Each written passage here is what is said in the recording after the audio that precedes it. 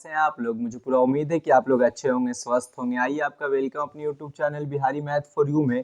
जैसा कि मैं आपके सामने फिर से पूरी एनर्जी, विश्वास और ईमानदारी से अपने नेक्स्ट क्लास की ओर उपस्थित हुआ हूं और आपको आज जो टॉपिक और जो क्लास बताने वाला हूं यह आपके एग्जाम के लिए काफ़ी नेसेसरी है, काफ़ी इंपॉर्टेंट फैक्ट है। ठीक है, एक तरह से हम कह सकते हैं तो महा VVI क्वेश्चन है, महा VVI जो है टॉपिक है। यदि इस टॉपिक पर आपका अच्छा पकड़ बनाते हैं तो आने वाले एग्जाम में एक अच्छे मार्क्स में इस टॉपिक से आने के चांसेस बने हुए हैं। ठीक है, तो उम्मीद है कि आप मेरी बात को समझेंगे, एक अच्छे से कुछ देर बैठकर मेरी एक एक पॉइंट को आप अपने कॉपी में राइट डाउन कर लेंगे, साथ ही साथ मेमोरी में भी अच्छे से फिट कर लेंगे और आज के बाद से कभी भी इस टॉपिक को किसी दूसरे टीचर से पढ़ने की जरूरत नहीं रहेगी। ये माइंड ऑफ व्यू से आपको बैठना है, इस माइंड ऑफ व्यू से आपको मोबाइल पर जो है यूट्यूब पर देखना और उससे फायदा उठाना है। ठीक है, उम्मीद है कि आप मेरी बात को समझते होंगे और यदि आपने पूरी तरह से माइंड में किसी तरह का बोझ है, टेंशन है, तनाव है, प्रेशर है तो सभी को खुलेआम बांट दीजिए टोले मोहल्ले में। लेकिन मेरे पास कुछ देर आप 5 मिनट 10 मिनट के लिए फ्री माइंड होकर बैठिए, क्योंकि 5-10 मिनट में जो है क्वेश्चन का एक आपके सामने एक रास्ता मिलने वाला है। क्वेश्चन का जो एग्जाम में एक अच्छा वे है, एक अच्छा कंटेंट है, वो मैं आपको इस टॉपिक से देने वाला हूँ। ठीक है, तो उम्मीद है कि आपने यदि मेरे चैनल को लाइक, सब्सक्राइब और शेयर नहीं किया तो वह सारे काम को कर दें ताकि मैं एक अच्छे वे में एक अच्छा कंटेंट आपको कुछ समय दे सकूं। ठीक है मेरे भाई, तो चलिए अब हम स्टार्ट करते हैं, अपने टॉपिक के पास चलते हैं और टॉपिक का सबसे पहला पार्ट को हम लोग देखने जा रहे हैं। भाई मेरे सबसे टॉपिक के पहला पार्ट को हम लोग देखेंगे कि आपने हम लोग कल के क्लास में हम लोगों ने देखा था, पिछले वाले क्लास में, कि हम लोगों ने सर्किल से रिलेटेड जितना भी बात था, जितना भी उसमें इंपॉर्टेंट फैक्ट था, सारी चीज़ों को मैंने बता दिया था। ठीक है, और उस पर आधारित कुछ प्रॉब्लम भी था, वो प्रॉब्लम भी सॉल्व हो गया था। उम्मीद है कि आप लोग भी अच्छे से समझ गए होंगे, किसी तरह का कोई परेशानी यहाँ तक आपको समझने में नहीं हुआ होगा। लेकिन आज हम लोग जिस टॉपिक का चर्चा करने वाले हैं, जिस टॉपिक का बात करने वाले हैं, वह टॉपिक काफी इंपॉर्टेंट है मेरे भाई। और वह टॉपिक का नाम है जिसको हम लोग कहते हैं त्रिज्या खंड। किसका नाम है? त्रिज्या खंड। याद रहे, त्रिज्या खंड के नाम से जानते हैं, त्रिज्या खंड, जिसको हम लोग इंग्लिश में कहते हैं सेक्टर, जिसको हम लोग इंग्लिश में क्या कहते हैं? सेक्टर के नाम से जानते हैं। यह त्रिज्या खंड होता क्या है, इसके बारे में हम लोग पूरे अच्छे वे में से देखेंगे। इस टॉपिक को फॉर्मूला क्या होता है, जैसे आपने देखा होगा बुक के आपके एनसीईआरटी 10th क्लास में लिखा होगा कि त्रिज्या खंड का क्षेत्रफल ज्ञात करें, उसके लिए आपको फॉर्मूला के पास जाना पड़ता है। साथ ही साथ आपने देखा होगा मेरे भाई कि त्रिज्या खंड का लघु त्रिज्या खंड का नाम सुना होगा, दीर्घ त्रिज्या खंड का नाम सुना होगा, लघु वृत्त खंड का नाम सुना होगा और साथ ही साथ दीर्घ वृत्त खंड का नाम सुना होगा। लेकिन आपने सुना ही होगा, लेकिन इस ये होता क्या है, आज हम लोग पूरी तरह से एक अच्छे हॉल में आकर इस चीज को हम समझेंगे। आज इसका टेलर भी अच्छा होगा, इसका फिल्म भी अच्छा होगा, यानी हम कह सकते हैं हर वे में ये पूरी तरह से आज के क्लास में माइंड में ये टॉपिक, ये टेंशन आपको नहीं देगा, आज के बाद कभी भी टेंशन नहीं देगा। तो आइए मेरे साथ आप बने रहें, एक बार समझे कि हमने लिखा त्रिज्या खंड, तो याद रहे कि सबसे पहला वर्ड है त्रिज्या और खंड, मतलब त्रिज्या के द्वारा जो खंड किया जाता है उसी भाग को हम लोग त्रिज्या खंड कहते हैं। अब ये त्रिज्या खंड होता कहाँ है, तो याद रहे मेरे भाई कि त्रिज्या खंड के लिए समझने के लिए एक वृत्त को पढ़ा जाता है। एक क्या पढ़ते हैं? वृत्त, जिसको हम लोग सर्किल के नाम से जानते हैं। हमने एक सर्किल पढ़ लिया, इसका सेंटर ये है। ठीक है, तो याद रहे कि केंद्र से परिधि तक की दूरी को मेरे बड़े भाई क्या कहते हैं, तो आपका आंसर होगा कि सर त्रिज्या कहते हैं। कि ये भी केंद्र से दूरी परिधि, ये भी केंद्र से दूरी क्या हो गया? परिधि।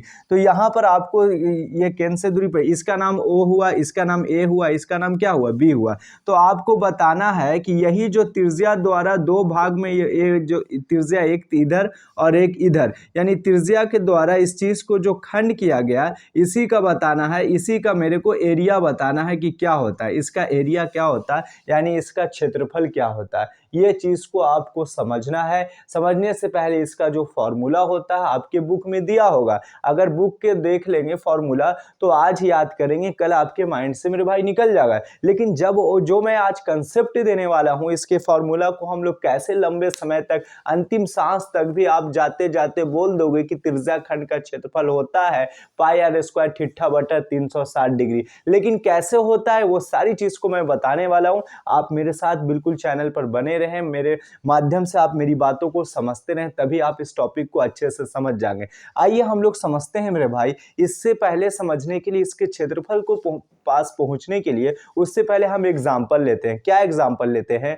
मान लिया जाए कि हमारे कॉलेज, जिस जगह आप स्कूल में पढ़ते हैं या कोचिंग या ट्यूशन में आप पढ़ते होंगे, तो वहाँ पर क्या है कि एक आपके सब्जेक्ट में एक सब्जेक्ट मान लिया जाए कोई साइंस का सब्जेक्ट है, ठीक है। तो उस सब्जेक्ट में आपका 100 नंबर में से आपके पास मेरे भाई आता है कितना नंबर? मान लिया जाए 50 नंबर आता है। कितना नंबर आता है? 50 नंबर। चीज़ों को आप समझेंगे, काफ़ी आसानी वे में समझ जाएंगे। स्टार्टिंग यहीं से है और यहीं से डायरेक्ट हम इसके पास कैसे आते हैं वो चीज़ को मैं बता रहा हूँ। मैंने बोला है कि एग्जाम में आपका एग्जाम हुआ आपकी कोचिंग और या क्लास में, तो वहाँ पर साइंस का एग्जाम हुआ जिसमें 100 नंबर का क्वेश्चन था। उसमें आपने मेरे भाई बताया कितना? 50 नंबर का आपने बना लिया, ठीक है। 50 नंबर का क्वेश्चन को आपने बता दिया होगा तो उसका आपको मार्क्स मिला 50 नंबर। तो हम क्या करते हैं रूल के हिसाब से हम 50 बटा क्या लिखते हैं? 100 लिखते हैं ना। जितना नंबर आता है उसको ऊपर लिखा जाता है और जितना नंबर की संख्या होता है उसको हम लोग क्या लिखते हैं? नीचे में लिखते हैं। एग्जाम्पल के तौर पर मान लिया जाए कि आपका 20 नंबर का क्वेश्चन था, उसमें आपने 10 नंबर बनाया, ठीक है। तो 10 बटा 20 मार्क्स आपको मिला। 10 बटा 20 चीज़ ऐसी ही अरेंजमेंट होता है। तो उसी तरह से 100 नंबर का क्वेश्चन था साइंस का, उसमें आपने 50 नंबर का बना लिया। तो इसका मतलब आपको जो नंबर हुआ, आपको जो मार्क्स मिला, 100 में से 50 मिला। 50 बटा 100, 50 बटा 100 कितना में? 100 में। लेकिन आपसे यदि कोई पूछ दे मेरे भाई कि इस कितना परसेंट मिला, क्या मैंने बताया कितना परसेंट आपको मिला, तो परसेंट के लिए हम लोग मेरे भाई कि यहाँ पर 100 से मल्टीपल करते हैं। परसेंट के लिए किससे मल्टीपल करते हैं? 100 से। अब देखते हैं 100 से 100 कट गया तो इस तरह से ये 50% पता चल गया कि आप जो है 100 नंबर के मार्क्स में आपने 50% मार्क्स लाया है, यानी 50% मार्क्स से आप पास कर गए हैं। इतनी बात तो समझ में आ गया। जिस तरह से हम कह सकते हैं कि 10 नंबर का क्वेश्चन में 5 मिला तो 5 बटा 10 लिखते हैं, तो परसेंट में कितना मिला उसलिए हम 100 से गुना करते हैं। भाई मेरे ठीक इसी तरह से त्रिज्याखंड को भी समझने के लिए वही रूल, वही मेथड को आपको समझना पड़ेगा। क्या समझना पड़ेगा? मान लिया जाए कि इस त्रिज्याखंड जो है, ये त्रिज्या आपस में ये दो रेखा है, मैं इस वे में बना देता हूं। आपस में क्या है? ये दो रेखा है, ठीक है। और ये खंड आपस में जब आपस में मिला तो ये 60 डिग्री का कोण बनाया। कितना डिग्री का? 60 डिग्री का। तो हम कह सकते हैं कि ये जो त्रिज्याखंड का क्षेत्रफल के लिए फॉर्मूला अब मैं बताने जा रहा हूं, आप बिल्कुल तैयार रहिएगा क्योंकि अब इसमें जो है आप पूरी तरह से समझने जा रहे हैं, फॉर्मूला का कंसेप्ट को देखने जा रहे हैं। अब यहाँ पर मैं कर दूं त्रिज्याखंड का क्षेत्रफल। त्रिज्याखंड का क्षेत्रफल के लिए क्या होगा? यहाँ पर ये ठिठ्ठा है तो हमने क्या, जिस तरह से 10 नंबर का क्वेश्चन में 5 मिला तो 5 को ऊपर लिखते थे, तो ठीक उसी तरह से त्रिज्याखंड आपस में बना मेरे भाई। तो यहाँ पर जब आपस में ये बना त्रिज्याखंड तो यहाँ पर 60 डिग्री बना, तो ठिठ्ठा को हम ऊपर लिखेंगे, ठीक ना। इतनी बात तो समझ में आया। और साथ ही साथ एक कंसेप्ट आपको समझना पड़ेगा, जो हम लोग कंसेप्ट ये कहता है कि पूरा जो वृत्त होता है वो 360 डिग्री का कोण बनाता है। कितना डिग्री का? 360 डिग्री। तो हम कह सकते हैं कि ठिठ्ठा बटा 360 डिग्री। ठिठ्ठा बटा क्या? 360 डिग्री। जिस तरह से 50 नंबर आया था 100 नंबर में से, उसी तरह से ठिठ्ठा नंबर आया 360 नंबर ठिठ्ठा में से। बात समझ में आया? ठिठ्ठा कोण बना 360 डिग्री में से। तो पूरा इसका क्षेत्रफल का मतलब कि या जो वृत्त का क्षेत्रफल हम जानेंगे, पूरा क्षेत्रफल का मतलब या किसका क्षेत्रफल बात हो रहा है? वृत्त का। तो हम लोग वृत्त का क्षेत्रफल जो होता है पाई आर स्क्वायर से गुना करते हैं। जिस तरह से परसेंटेज निकालने के लिए 100 से गुना किया, उसी तरह से क्षेत्रफल निकालने के लिए टॉपिक है वृत्त का, तो वहां पर पाई आर स्क्वायर से गुना करते हैं। और यही इसका फॉर्मूला होता है जो हमेशा के लिए आपके माइंड में फिट कर देगा। और हम लिख सकते हैं मेरे भाई कि पाई आर स्क्वायर ठिठ्ठा बटा क्या हो जाएगा? 360 डिग्री। इससे पता ही चला कि सेक्टर का एरिया जो होता है, त्रिज्याखंड का जो एरिया होता है, उसके लिए आपने सूत्र पाया कि पाई आर स्क्वायर ठिठ्ठा बटा कितना डिग्री? 360 डिग्री। इस चीज को आप पूरे अच्छे वे में याद कर लेंगे, कहीं पर कोई टेंशन यहां तक आपको नहीं होना चाहिए। इतनी बात तो समझ में आ गया होगा। कहीं पर कोई परेशानी यहां तक आपको नहीं होना चाहिए। जब परेशानी नहीं होना चाहिए मेरे भाई, तब हम लोग अगला देखेंगे। अगला क्या देखेंगे कि इसी त्रिज्याखंड में से हम लोग आगे देखने जा रहे हैं। इसी त्रिज्याखंड में से हम लोग क्या करने जा रहे हैं? आगे की ओर देखने जा रहे हैं। वो आप ध्यान देंगे यहाँ पर कि सपोज मान लिया जाए मेरे दोस्त कि ये त्रिज्याखंड है, ठीक है। और यहाँ से यहाँ डिग्री आपका ठिठा है, और बाकी ये पॉइंट जो हुआ ये पूरा किसका वैल्यू हो गया, त्रिज्याखंड का पॉइंट हो गया।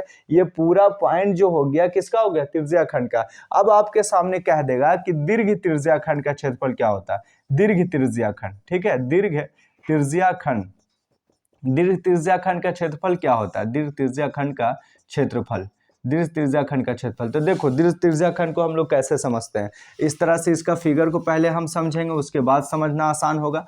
तो देखो यहाँ पर मेरे भाई कि यहाँ पर हो गया क्या, एक गोल ऐसा वृत्त हो गया, इस तरह से इसका एंगल था ठिठा, ये हो गया आपका त्रिज्याखंड। अब दीर्घ त्रिज्याखंड का क्षेत्रफल निकालने के लिए हम कह सकते हैं कि मान लिया ये पूरा ठिठा डिग्री तो एक जगह वृत्त में पहलू मिल गया, यानी पूरा वृत्त जो है आपस में कोण 360 डिग्री का बनाता है, जिसमें से ठिठा डिग्री तो बना दिया, कहने का मतलब कि 10 डिग्री का कोण बना दिया, तो हम लोग बाकी कितना बचते, 360 माइनस 10 करते हैं, रूल के हिसाब से यही करते हैं, बाकी जो बचेगा वो अन्य भाग का वो एंगल होगा। तो उसी तरह से जब ये त्रिज्याखंड ये समझ गए, अब बाकी ये जो बचेगा जिसी को हम लोग क्या कहते हैं, ये वाला क्षेत्रफल निकालने के लिए, और इसी को हम लोग दीर्घ कहते हैं, इसी को हम लोग क्या कहते हैं, दीर्घ। ये पॉइंट को हम लोग क्या कहते हैं, दीर्घ, मतलब बड़ा वाला क्षेत्रफल निकालिए, ये छोटा वाला तो इसको हम लोग लघु त्रिज्याखंड के क्षेत्रफल से भी नाम से भी जानते हैं, लघु त्रिज्याखंड का क्षेत्रफल के नाम से जानते हैं, और इसको हम लोग कहते हैं बड़े वाले पॉइंट का दीर्घ त्रिज्याखंड का क्षेत्रफल। तो उस सेंस में क्या होगा मेरे भाई कि यहाँ पर जब इतना बात आप समझ गए तो यहाँ पर हो जाएगा 360 माइनस ठिठा, यहाँ पर क्या हो जाएगा 360 माइनस ठिठा हो जाएगा। तो आप कह सकते हैं कि ये पूरा एंगल जो है 360 माइनस ठिठा, तो वहां पर हो गया 360 माइनस ठिठा। अब बटा कितना डिग्री वृत्त में कोण बनाता है, तो आपका आंसर होगा कि सर 360 डिग्री का बनाता है। ये बात जो है किसका चर्चा हो रहा है, क्षेत्रफल ना निकाल रहे हैं, तो क्षेत्रफल का निकाल रहे हैं, कौन से टाइप का, तो हम वृत्त का निकाल रहे हैं, तो इसलिए हम लोग वृत्त का निकाल रहे हैं, तो पाई आर स्क्वायर से गुना करेंगे, पाई आर स्क्वायर से गुना, यानी हम कह सकते हैं कि 360 माइनस ठिठा बटा 360 डिग्री गुने जो होता है पाई आर स्क्वायर। यह आपका जो है पूरा सूत्र, पूरा फॉर्मूला आपको देखने में मिला कि दीर्घ त्रिज्याखंड का क्षेत्रफल होता है मेरे भाई कि 360 माइनस ठिठा बटा 360 डिग्री गुने पाई आर स्क्वायर, यही इसका दीर्घ त्रिज्याखंड होता है। और दीर्घ त्रिज्याखंड का सेंस जो होता है आप याद रखें, यह आपका हो गया त्रिज्याखंड, और ये वाला जितना आता है वो दीर्घ त्रिज्याखंड कहते हैं, और इसमें से 360 माइनस ठिठा कहते हैं। इस तरह से आज की क्लास का जो पॉइंट वाली बात थी कि हमने जाना कि लघु त्रिज्याखंड का क्षेत्रफल के लिए ठिठा बटा 360 डिग्री गुने पाई आर स्क्वायर होता है,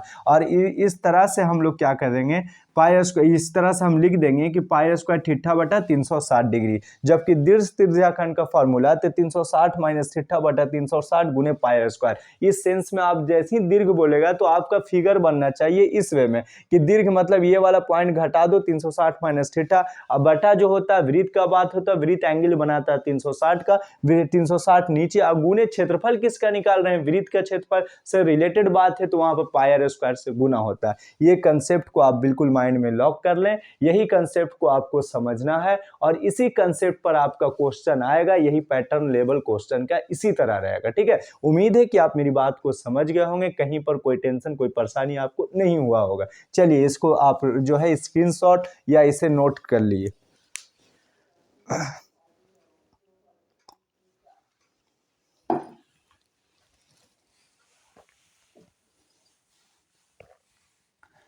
उम्मीद है कि उतार लिए होंगे, किसी तरह का कोई दिक्कत यहाँ तक समझने में आपको नहीं होना चाहिए। पूरा एक अच्छे वे में मैं एक अच्छा कंसेप्ट आपको बता रहा हूँ। अब देखो मेरे भाई, जब इतनी बात आप समझ गए तब आप आगे चलना भी आपके लिए सफ़र में काफ़ी आसान है, किसी तरह का कोई प्रॉब्लम ना है। देखो आगे क्या है, आगे आपको मिलेगा मेरे दोस्त, वो आगे का इस तरह से एक वृत्त रहेगा, ठीक है, इतना बात तो समझ गए। इस तरह से क्या रहेगा, वृत्त रहेगा, और यहाँ पर इस तरह से ये केंद्र हो गया इसका, यहाँ से यहाँ आ गया, यहाँ से यहाँ आ गया, और ये पॉइंट हो गया, ठीक है, ये पॉइंट। अब ये कह देगा कि ये वाले पॉइंट का क्षेत्रफल ज्ञात करें, ये वाले पॉइंट का क्षेत्रफल, इसका नाम O, इसका नाम A, इसका नाम हम लोग पिच, ये चाप की लंबाई है वो भी मैं बताऊंगा, और इसका नाम B कर लें, ठीक है, इतना तो समझ गए आप। यहाँ पर जो है मैंने एक फिगर ड्रा किया और वहाँ पर ये जो जो लाइनिंग वाला भाग है इस पॉइंट का क्षेत्रफल ज्ञात करना है।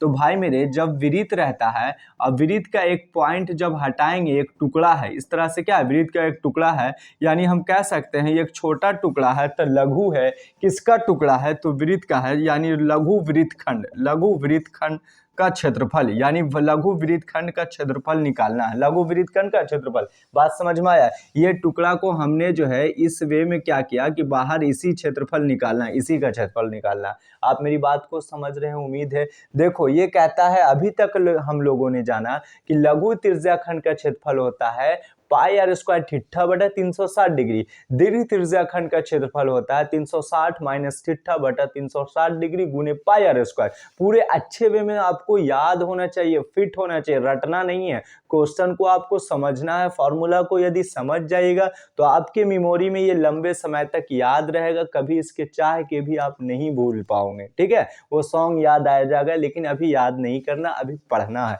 ठीक है, अब देखो लघु वृत्तखंड का क्षेत्रफल के लिए हम लोग क्या करते हैं ना कि इस वे में इसका क्षेत्रफल निकालने के लिए तो क्या किया जाता है, रूल ये कहता है, हम ये कहाँ पर लघु वृत्तखंड का क्षेत्रफल, लघु वृत्तखंड का क्षेत्रफल, जिस लघु वृत्तखंड का क्षेत्रफल, जिसको लघु वृत्तखंड का क्षेत्र, वृत्तखंड के इंग्लिश में सेगमेंट के नाम से जानते हैं आप, इंग्लिश का छोटा छोटा टॉपिक वाइज याद रखेंगे, सेगमेंट कहते हैं वृत्तखंड को। तो यहाँ पर लघु वृत्तखंड का यानी इस पार्ट का एरिया ज्ञात करने के लिए भाई मेरे पूरे त्रिज्याखंड के क्षेत्रफल में से ये ओ ए पी बी एक पूरा त्रिज्याखंड द्वारा भाग है, ये पूरे क्षेत्रफल में से यदि हम ये त्रिभुज का क्षेत्रफल घटा देंगे तो पता ही चलेगा कि पूरा इसका क्षेत्रफल ज्ञात हो जाएगा, यानी लघु वृत्तखंड का क्षेत्रफल। यदि आपने फिगर को नहीं समझा है तो एक बार फिर मैं समझा रहा हूं, इस तरह से आपका क्या है, ये बन गया, इसका नाम, इसको बाहर हम निकाल रहे हैं, ओ है, इसका नाम ए है, इसका नाम क्या है, बी है, और इस तरह से यहाँ पर इसका क्षेत्रफल मेरे को निकालना। बात समझ में आया, इसका क्षेत्रफल। तो हम कह सकते हैं मेरे भाई कि ओ ए, ये चाप के लिए ओ ए पी बी में से यदि ये वाला पूरा क्षेत्रफल अगर हम निकाल लें और ये वाले क्षेत्रफल को ही हम लोग कहते हैं कि त्रिज्याखंड, ये त्रिज्या द्वारा खंड किया हुआ बात है, एक पार्ट है, तो ओ ए पी बी एक त्रिज्याखंड है। तो भाई मेरे यहाँ पर लिख देंगे कि त्रिज्याखंड का क्षेत्रफल, त्रिज्याखंड का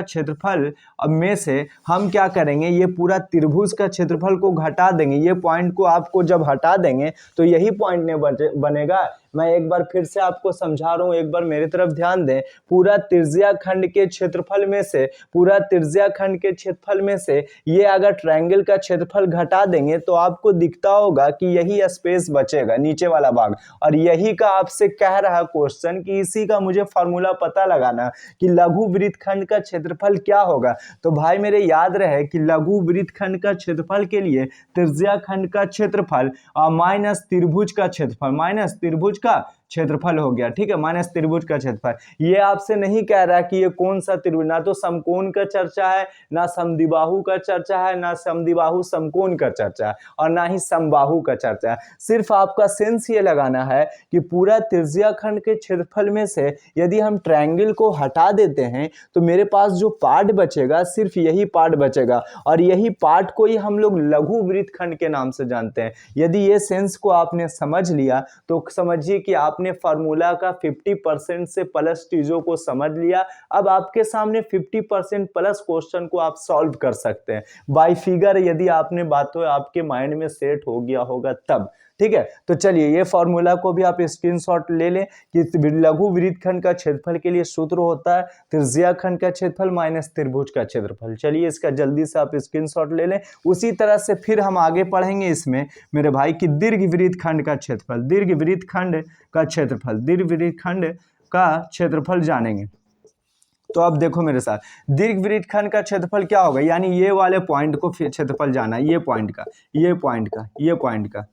ठीक है, ये पॉइंट का जानना है, इस पॉइंट का क्षेत्रफल क्या होगा। तो दीर्घवृत्त का क्षेत्रफल निकालने के लिए यानी पूरी तरह से इसको बाहर निकाल देंगे। यदि पूरा वृत्त है, सपोज मान लिया जाए कि इस तरह का वृत्त है और इसके अंदर में ये जो है इसके अंदर में ये घर है, तो ये वाला पार्ट का क्षेत्रफल निकालने के लिए रूल ये कहता है कि पूरा वृत्त के क्षेत्रफल में से पूरा ये वाला पार्ट जो त्रिज्या खंड का क्षेत्रफल यदि हम घटा देते हैं तो मेरा जो स्पेस बचेगा, मेरा जो शेष भाग बचेगा मेरे भाई, ऊपर का भाग बचेगा। इसको हम लोग कॉपी पर एक पेज के सहारे भी बनाना काफी आसान है, कोई भी हार्ड ऐसा मेथड नहीं है। आप एक कॉपी पर भी अच्छे वे में त्रिज्या खंड पाड़ कर भी उसको बना सकते हैं। एग्जाम्पल के तौर पर मैं आपको बता देता हूँ, यदि सादा पेज रहेगा तो बन जाएगा, मुश्किल नहीं है, पेज तो सादा है नहीं।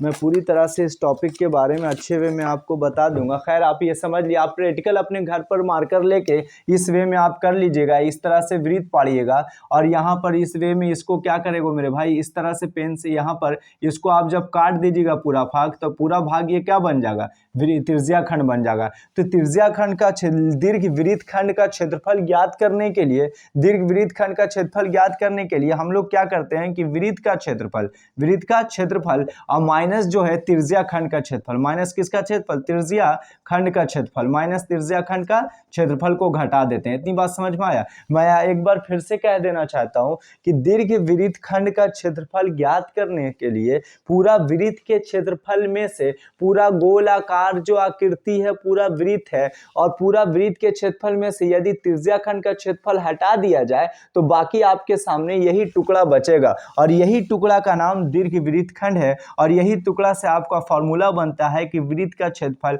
माइनस त्रिज्या खंड का क्षेत्रफल। पूरे वृत्त के क्षेत्रफल में से त्रिज्या खंड को घटा देंगे, वही उसका दीर्घ वृत्त खंड का क्षेत्रफल आ जाएगा। इस तरह से आपके सामने 4 पॉइंट था। पहला पॉइंट लघु त्रिज्या खंड का क्षेत्रफल था जिसके लिए फॉर्मूला पाई स्क्वायर थीटा बटा 360 डिग्री। दूसरा पॉइंट था दीर्घ त्रिज्या खंड का क्षेत्रफल था जिसके लिए फॉर्मूला 360 माइनस थीटा बटा 360 डिग्री गुने पाई आर स्क्वायर। उसके बाद चौथा पॉइंट हम लोग, तीसरा पॉइंट को हम लोग देखा कि लघु वृत्त खंड था। लघु वृत्त खंड के क्षेत्रफल के सेंस में त्रिज्या खंड का क्षेत्रफल माइनस त्रिभुज का क्षेत्रफल था। आगे हम लोग देखते हैं दीर्घ वृत्त खंड का क्षेत्रफल, यानी पूरे वृत्त के क्षेत्रफल में से त्रिज्या खंड का क्षेत्रफल घटा लेंगे तो वही होता है दीर्घ वृत्त खंड का क्षेत्रफल। उम्मीद है यहाँ तक सफर करने में किसी तरह को कोई प्रॉब्लम परेशानी आपको नहीं हुआ होगा, टेंशन नहीं हुआ होगा, आसानी से चीजों को आप समझ गए होंगे। यदि भाई मेरे चाहता मैं तो डायरेक्ट टॉपिक पर आ सकता था, डायरेक्ट फॉर्मूला एनसीईआरटी बुक में भी आपको देखेंगे या अदर बुक 10th क्लास का देखेंगे, त्रिज्या खंड का टॉपिक को आप उठाएंगे तो वहां पर मिल जाएगा। लेकिन फॉर्मूला कैसे आता है, फॉर्मूला का क्या कंसेप्ट है जो हमें लंबे समय तक याद रहे, उसे रटने की जरूरत नहीं है। तो इस वे में यदि हम चलना शुरू करेंगे, ऐसे वे में, ऐसे लुक में हम इसको देखना शुरू करेंगे, इसके अंदर की गहराई तक जाएंगे, बाय फिगर हम समझेंगे, तो वहां पर चित्रों की बनावट को देखकर हम क्वेश्चन को सॉल्व करना हमें आसान हो जाएगा। अब आपके सामने कितना बड़ा पॉइंट पूछ दे तो आप आसानी से इस सेक्टर में, आप आसानी से किसी तरह का कोई पॉइंट नहीं होगा, आसानी से ऐसे सेक्शन को आप बना सकते हो। ठीक है, तो उम्मीद है कि आप समझ गए होंगे। यदि समझ गए होंगे तो इसको उतार लीजिए, इसका स्क्रीनशॉट ले लिए, क्योंकि 2 फॉर्मूला इसका और बच रहा है जो आपके लिए काफी इंपॉर्टेंट फैक्ट है, मैं उसी पर चर्चा करने आ रहा हूं। चलिए, उम्मीद है कि आप उतार लिए होंगे। अब हम इसको हटा रहे हैं। अब जो है मेरे भाई, अब जो इसका पार्ट बचा जिसको आपको सुने होंगे कि आप में इसमें कोई 10th क्लास में जो होता है चाप की लंबाई आता है। तो अब देखो ये चाप की लंबाई होता क्या है, ये कैसे निकाला जाता है, ये मैं बता रहा हूँ।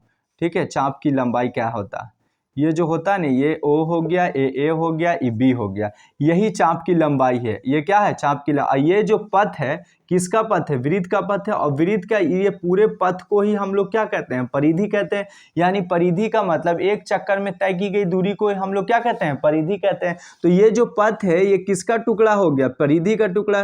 ये जो पथ है ये किसका टुकड़ा, परिधि का। तो हम कह सकते हैं मेरे भाई कि चाप की लंबाई के लिए, चाप की लंबाई जिसको हम लोग स्मॉल एन से इंडिकेट किया जाता है, स्मॉल एन से, तो चाप की लंबाई के लिए क्या होता है, आप यहाँ पर ध्यान देंगे, चाप की लंबाई के लिए हम लोग क्या करने जा रहे हैं वो चीज़ देखो। यहाँ पर सबसे पहले क्या हो गया, ठिट्ठा हो गया।